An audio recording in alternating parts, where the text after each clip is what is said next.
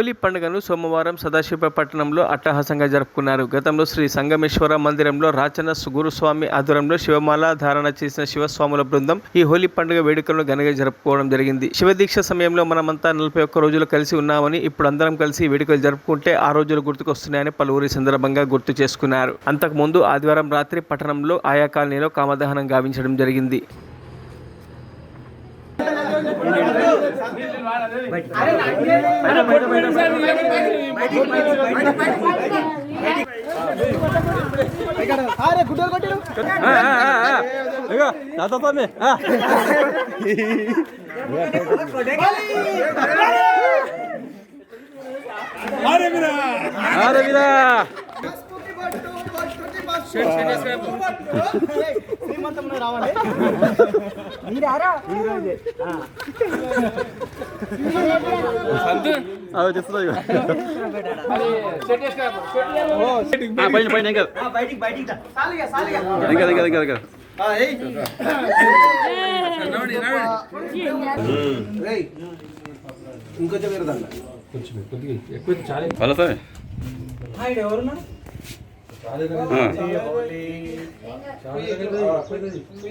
Happy Holi.